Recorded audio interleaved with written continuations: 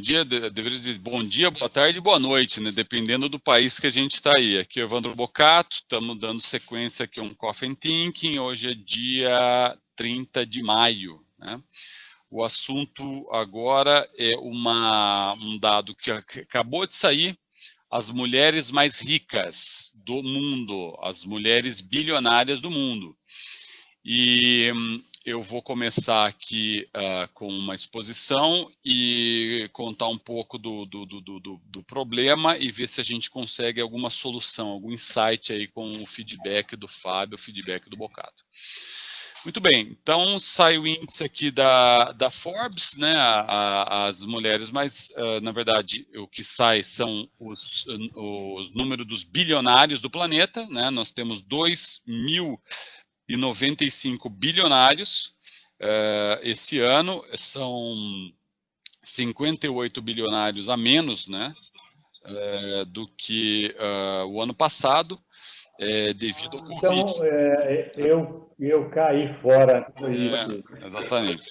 Deu 59. Eu não sabia que já tinha saído esse índice. Interessante. Fazer o quê, né? Interessante, porque em 12 dias, quando eles calcularam, caíram 226 em 12 dias, por causa da queda da bolsa, né, com o Covid. Interessante. E eles estão mais pobres, então eles estão, 58% deles estão menos bilionários, então o patrimônio caiu um pouco, então eles caíram do ano passado de 8 trilhões de 700 bilhões de dólares, esse ano é só 8 trilhões de dólares divididos aí por 2.000 pessoas, né, que daria 10% do PIB mundial, né. Mas dentro desses 2.095 bilionários, nós temos apenas 239 mulheres, tá? Isso significa o quê? 11, 12%, né? Então, dentre elas aqui, nós temos a mais rica de todas, que é a herdeira do Walmart, a Alice Walton, né? A segunda é aqui a da L'Oréal, a Françoise Bettencourt, e entra também a da BMW, a herdeira Suzanne Claten, entra aqui a de Las Vegas, né, a Elaine Wynn, e uma emergente entra a Zhong Yujuan, que é de uma farmacêutica chinesa, que está, na verdade, ela subiu o patrimônio nessa época, obviamente, ela é uma farmacêutica, na era de Covid ela sobe, né? E ela entra aqui também, apenas um dado, né, positivo que a gente talvez possa tirar disso é que as mulheres, enquanto os homens, ele caiu a sua renda, o seu bilhão, caiu o valor, as mulheres não, elas conseguiram ganhar mais, mesmo com a crise, elas ganharam mais em média, subiu o seu patrimônio subiu um pouco.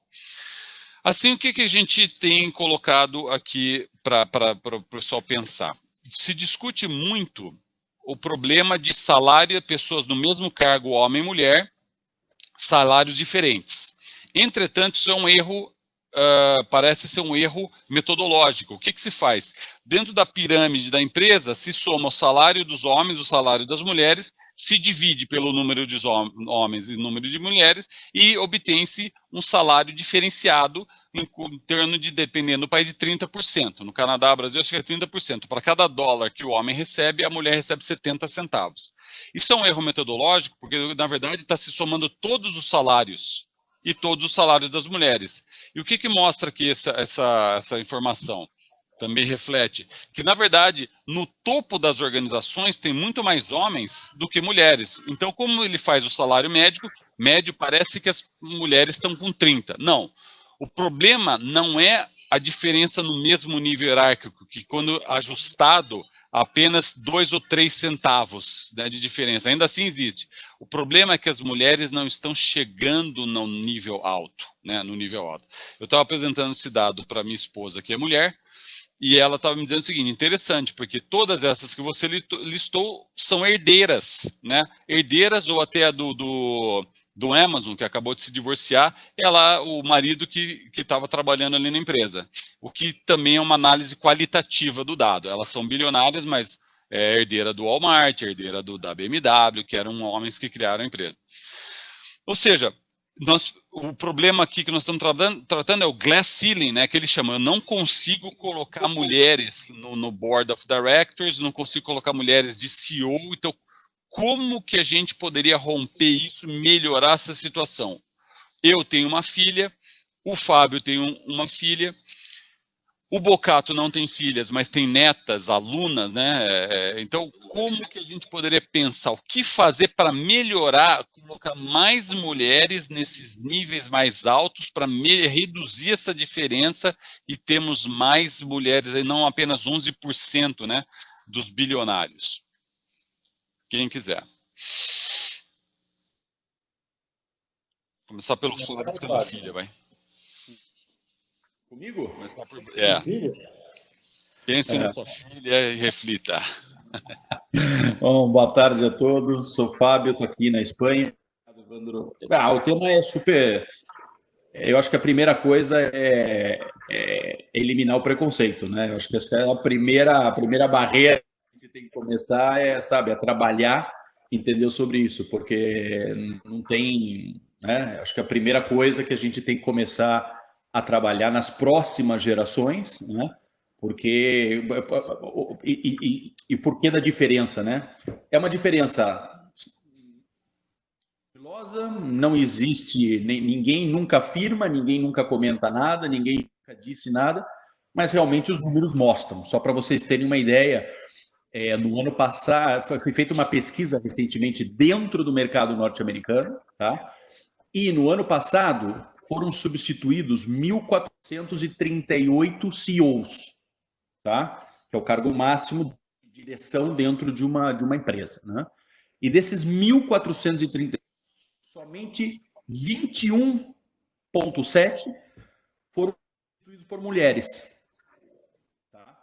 Inclusive, isso representa 1 ponto percentual por debaixo a 2018. Ou seja, com todos os avanços, com todas as discussões, com todos os fóruns a respeito disso, com todas as ações que vêm sendo realizadas por conta disso, entendeu? O incrível que pareça, no mercado norte-americano teve uma baixa de 1% com relação a isso. E no Brasil, eu acho que o índice, se eu quero recordar bem, o índice de CEOs mulheres não passa de 15%. Tá? Então, ou seja, são números que mostram claramente que ainda isso está no ar, né?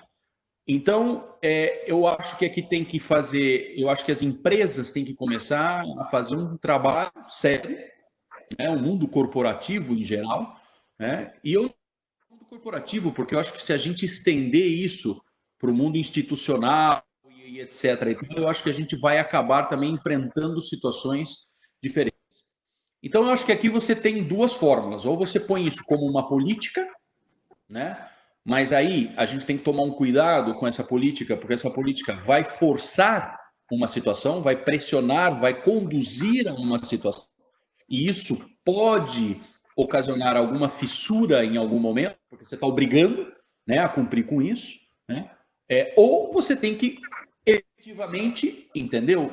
Tentar identificar quais são as fragilidades, entendeu? Quais são os pontos pelos quais as mulheres não estão alcançando, entendeu? Esses cargos de direção dentro da empresa e fazer um trabalho através dos comitês de talento, através das áreas de recursos humanos para obviamente, entendeu? Identificar o que vem acontecendo dentro desse contexto, né? Mas assim, Evandro, eu particularmente eu prefiro acreditar que a primeira coisa que a gente tem que trabalhar é o tema do preconceito, né? Porque isso, se eu colocar política, se eu fizer esse trabalho que eu comentei anteriormente agora, entendeu? Enquanto houver esse fator preconceito dentro das organizações e etc e tal, né?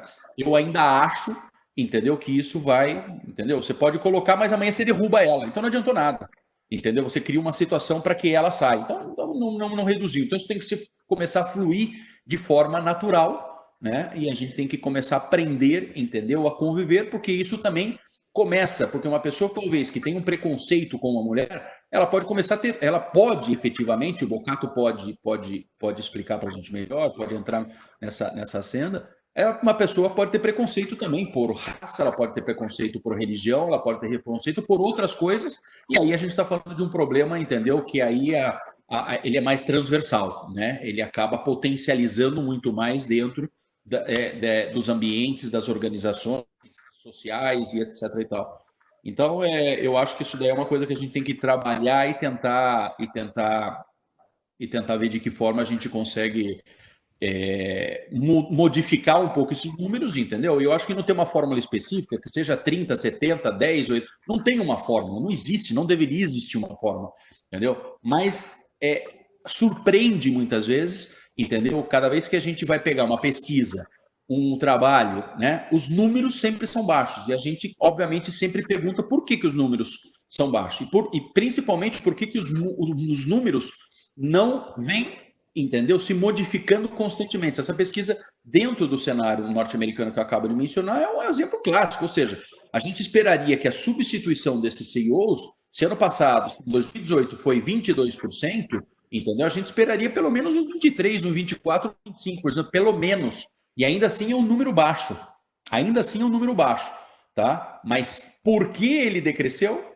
Aí tem que está o fator aí existencial nessa conversação. Então, deixo agora a palavra com o Bocato. Deixa eu só entrar para aqueles que ainda têm dúvida se existe ou não preconceito, como você está falando bem. Os cursos de administração de empresas já têm maioria mulher, né? Já tem maioria mulher, 52, 48, 51, 49 para homem. Nós participamos ali há 3 semanas da reunião do MIT ali que o presidente anunciou. O MIT, então, nos cursos técnicos, né, engenharia, física, ciências da computação, o MIT já é 50-50, tá? Mas mesmo tendo mulher no 50-50 ou mais, não estão chegando lá em cima na empresa. Então, realmente, o preconceito está claro. Estão estudando mais até que os homens não estão chegando ali. Então, Bocato, como é que você vê isso daí? Eu concordo com tudo que vocês falaram na questão do preconceito, né? Mas eu vou por um outro caminho, que eu vou mais para a questão antropológica da formação da indústria, né? Porque, em realidade, se a gente pensar no homem agrícola, havia uma divisão, todos estavam na agricultura, né? Os meus avós, as mulheres faziam parte da agricultura, ou seja, elas iam para o campo, levavam inclusive filhos, né? E roçava ou arrumava as ruas, né? Italianos, e eram especialistas na área do café. Então a gente via que as tarefas eram bem divididas, até porque os donos de fazenda, então vamos pensar antropologicamente falando de negócios, eram normalmente homens, né? Os capatazes eram normalmente homens, né? E aí então foi se criando tudo isso. O modelo industrial, a partir do século XIX, mais intensivamente, mas já começando no século XVIII, o que mais se viu foi o deslocamento dessas famílias para a cidade, com a mulher não tendo a possibilidade mais de ir junto para a fábrica com o homem. Então, houve um distanciamento que não tinha até aquele momento. Esse foi o grande o legado do modelo industrial. Foi a hora que realmente o homem se distancia da mulher, fisicamente e geograficamente. Então, o que nós vimos? Nós vimos, pelo menos 2 gerações, acho que já podemos considerar 3 gerações, que daria 90 anos, 100 anos, né? Da mulher, pela primeira vez, depois de 3 gerações, ela já começar a fazer parte, por exemplo, na educação paritária aí, né? No Brasil, 2 gerações atrás, a mulher era quase que proibida de estudar. Quase que proibida. Por quê? Era a função da mulher, devido à distância, ela ficar em casa à espera do marido com tudo pronto, filhos banhados e assim por diante. Então, esse distanciamento, antropologicamente falando, eu imagino e acredito ao modelo industrial, né? Porque as cidades urbanizaram e quem foi para a fábrica, depois quem foi para o comércio, né? Foram os homens e depois as mulheres. Mas elas estão chegando. Eu acredito que a partir da educação, né, elas vão chegar. Tanto é que nós podemos fazer depois um outro coffee perguntando o inverso.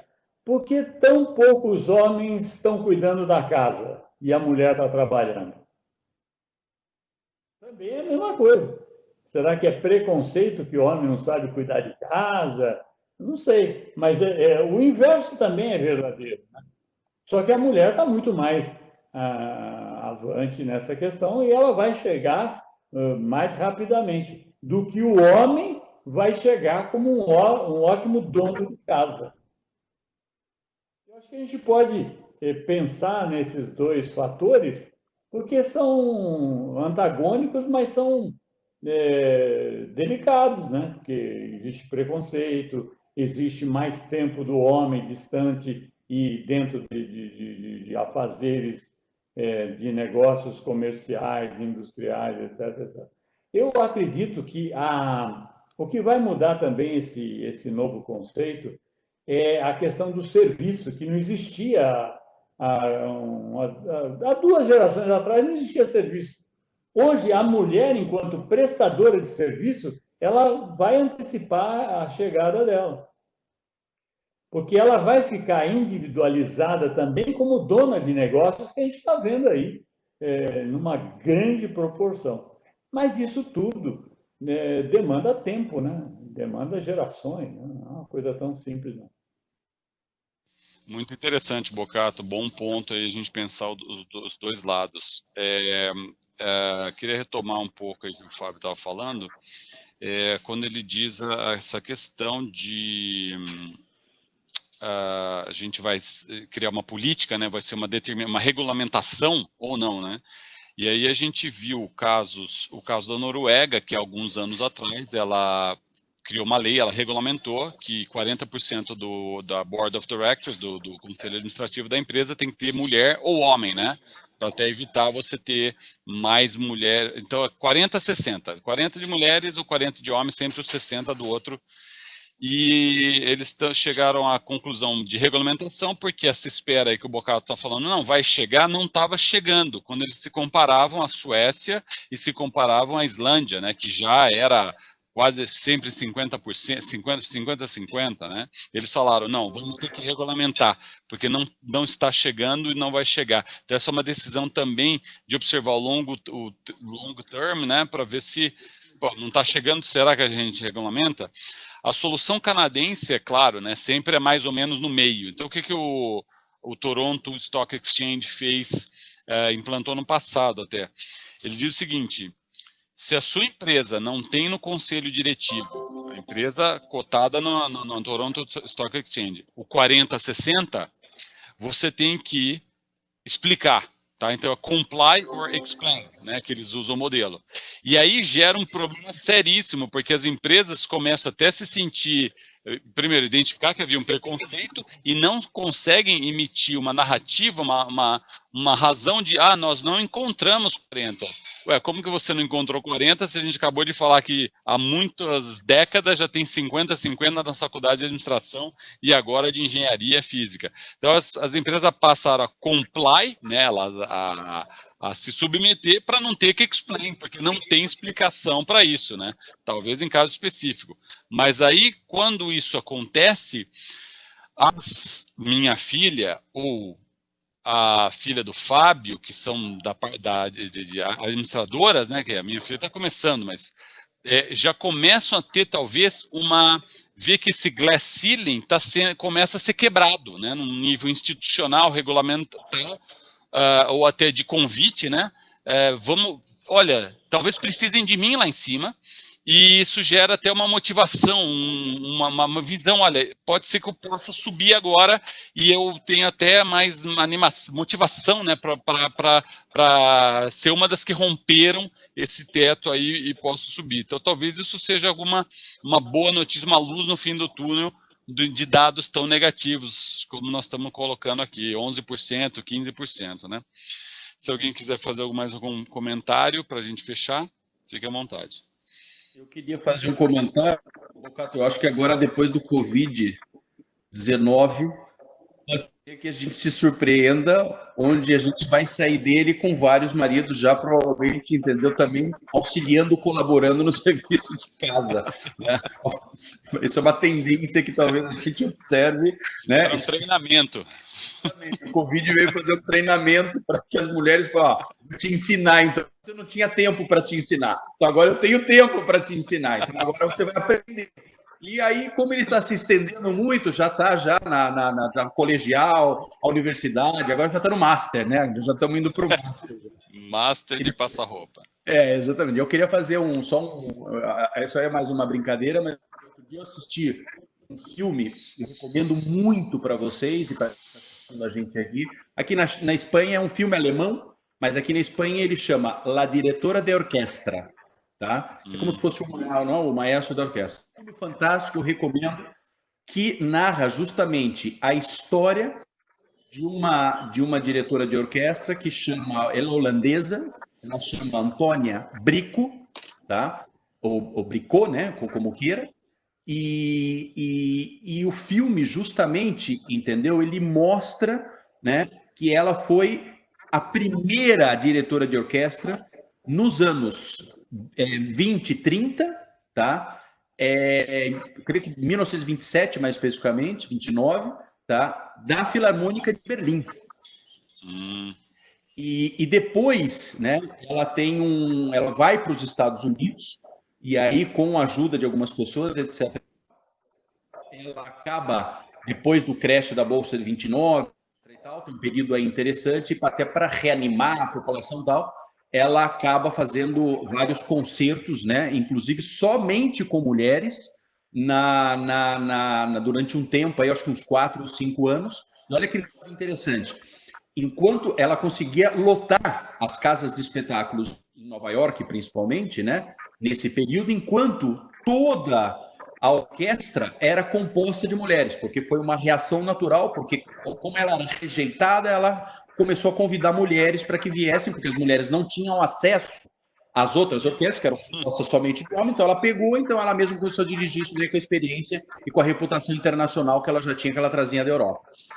E durou isso mais ou menos, inclusive com apoio, o filme relata bem, entendeu? A própria esposa do Rockefeller, na época, apoia essa iniciativa. Então, você tem um respaldo, o aval da primeira-dama, né? Então, isso é muito interessante. E olha que data interessante. Quando ela começa a aceitar a presença de homens na orquestra, a orquestra dura mais 2, 3 anos e desaparece do mapa, tá? Mas, enfim, o filme é muito bom, mas o que eu quero chamar a atenção no dado do filme é que, no final, olha que coisa interessante, hein? Há uns 5, 6 anos atrás, mais ou menos, uma publicação especializada no mundo da música clássica e etc. e tal, publicou as 20 maiores orquestras de todos os tempos. E o nome dela, há 2 anos atrás, voltaram a fazer uma revisão, entendeu? Das 50 maiores orquestras de todos os tempos. E o nome dela ainda não saiu. Nossa! Então, ou seja, uma mulher que enfrentou nos anos 20 e 30, onde, se hoje é difícil, imagine nos anos 20 e 30, né? Uma mulher que passou, que superou todos esses obstáculos pela sua competência, pela sua qualidade, pela sua dedicação, né? Ela teve tudo isso, ou seja, o que custava fazer as 51 maiores orquestras e conceder a ela, entendeu, o número 1. Então, por isso que eu insisto que eu acho que tem um grau de preconceito aqui tremendo, porque eu, se fosse o editor da revista, eu faria 51 maiores, entendeu? E ainda que seja para colocar, se eu não quero reconhecer ela entre as 10, entre as 20, as 30, porque realmente...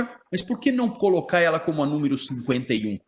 Entendeu? E reconhecer isso. Porque eu acho que esse tipo de publicação gera uma reação favorável e positiva nas pessoas.